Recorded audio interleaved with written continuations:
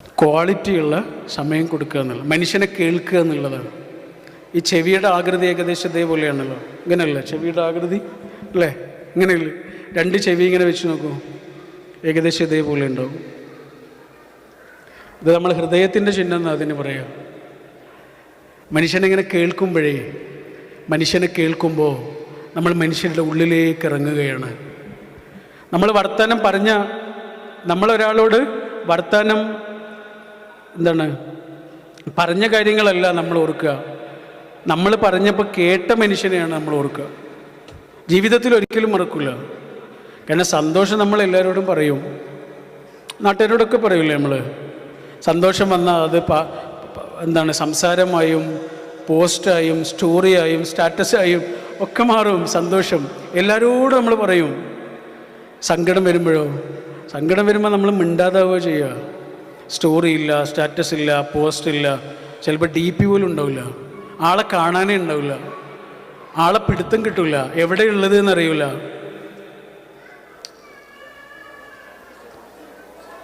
അതാണ് സങ്കടം വരുമ്പോൾ മനുഷ്യന് സംസാരം കുറയും, സന്തോഷം വരുമ്പോൾ സംസാരം കൂടും. ഈ സങ്കടം വരുന്ന സമയത്ത് മനുഷ്യൻ്റെ കൂടെ നിൽക്കാൻ ഒന്നോ രണ്ടോ മനുഷ്യന്മാർ വേണം. നമുക്ക് ലോകത്തുള്ള എല്ലാവരെയും സമാധാനപ്പെടുത്താനൊന്നും കഴിയില്ല. പക്ഷെ നമ്മുടെ ജീവിതത്തിലേക്ക് പഠിച്ചോൻ തന്നിട്ടുള്ള ഒന്നോ രണ്ടോ മനുഷ്യന്മാരില്ലേ, അവർ മതി. അവരുടെ ഫീലിങ്സിനെ മനസ്സിലാക്കാൻ നമുക്ക് കഴിഞ്ഞാൽ മതി. അത്രയേ ഉള്ളൂ. ഒരാളുടെ ഫീലിങ്സിനെ മനസ്സിലാക്കാൻ കഴിഞ്ഞാൽ മതി.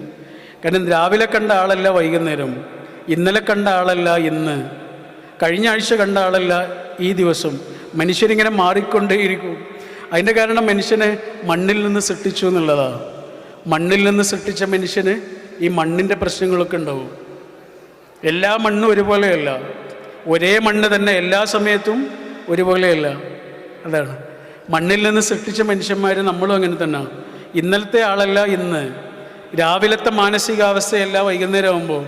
നമ്മൾ മാറിക്കൊണ്ടേയിരിക്കുകയാണ്. പഠിച്ചവൻ വിവാഹത്തെക്കുറിച്ച് പറയുമ്പോൾ സൂറത്തുർ റൂമിൽ പറഞ്ഞിട്ടുള്ളൊരു കാര്യമുണ്ട്. അവിടെ സ്നേഹത്തെക്കുറിച്ച് പറഞ്ഞിട്ടുണ്ട്.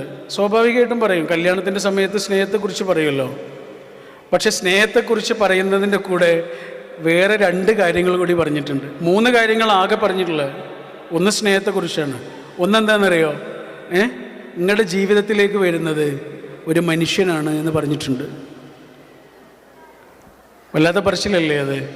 കല്യാണം കഴിക്കുന്ന മനുഷ്യരോടാണ് പറയണത്, നിങ്ങളുടെ ജീവിതത്തിലേക്ക് വരുന്നത് ഒരു മനുഷ്യനാണ് കേട്ടോ. ആകാശത്ത് നിന്നൊരു മലക്കല്ല വരുന്നത്, ഭൂമിയിൽ നിന്നുള്ള മനുഷ്യനാണ് കേട്ടോ.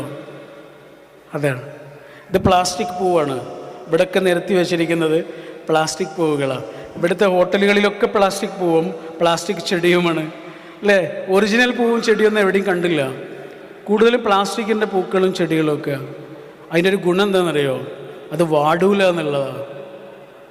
പ്ലാസ്റ്റിക് ആയാലും വാടൂല, ഒറിജിനലായാൽ വാടും, തളരും, ക്ഷീണിക്കും, ഉണങ്ങും.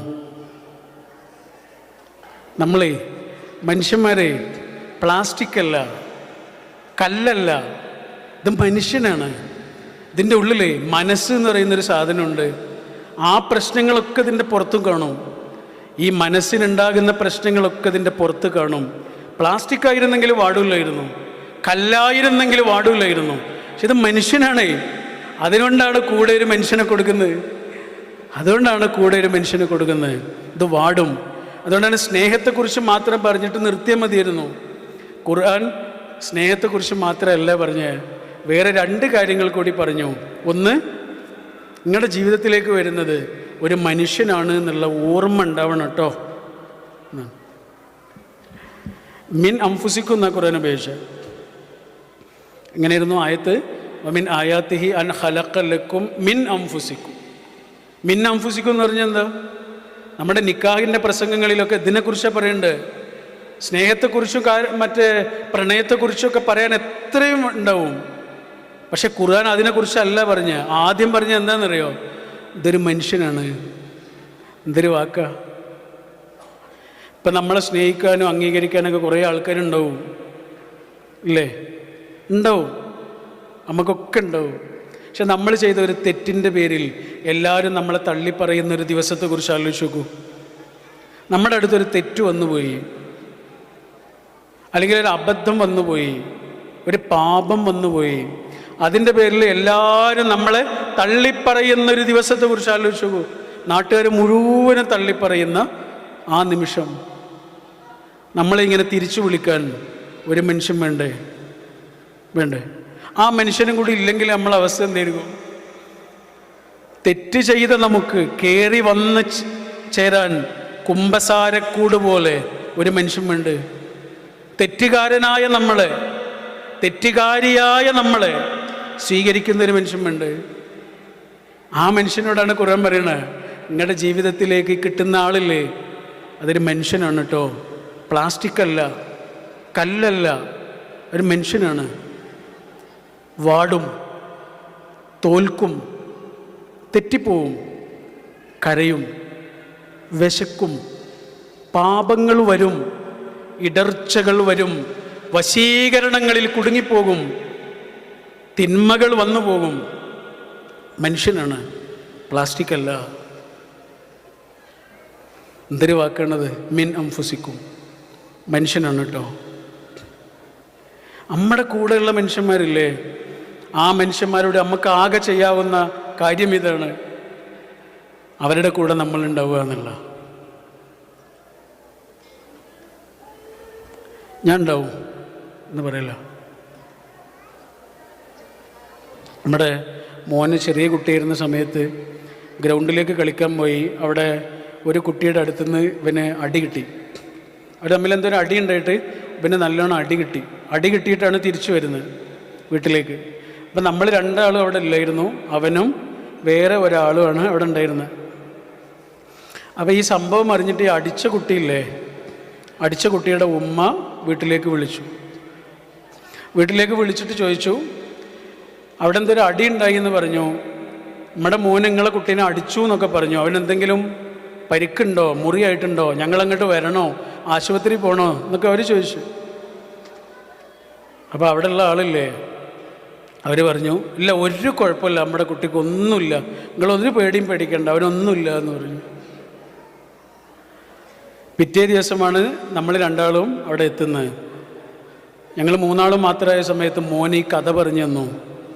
ഗ്രൗണ്ടിൽ അടിയുണ്ടായി, ഞാൻ കരഞ്ഞുകൊണ്ട് വീട്ടിലേക്ക് വന്നു. ഇവിടെ വന്നിട്ട് എൻ്റെ സങ്കടമൊക്കെ പറഞ്ഞു. അവൻ്റെ ഉമ്മ ഇങ്ങോട്ട് വിളിച്ചിട്ട് ചോദിച്ചു എന്തെങ്കിലും കുഴപ്പമുണ്ടോ.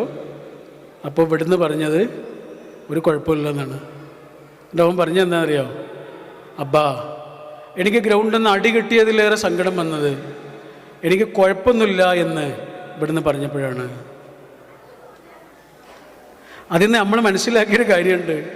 എന്താണെന്നറിയോ, നമ്മുടെ കുട്ടികളെ കൂടെ നമ്മളുണ്ടാവണം.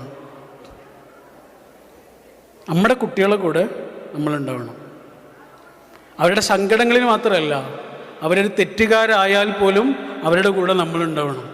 ഞാനൊരു തെറ്റ് ചെയ്താൽ പോലും ചെന്ന് പറയാൻ പറ്റിയ സ്ഥലമാണ് എൻ്റെ വാപ്പയുടെയും ഉമ്മയുടെയും സ്ഥലമെന്ന് നമ്മുടെ കുട്ടികൾക്ക് ബോധം ഉണ്ടാവണമെങ്കിൽ അത്തരമൊരു സാഹചര്യം നമ്മൾ ഉണ്ടാക്കി കൊടുക്കണം.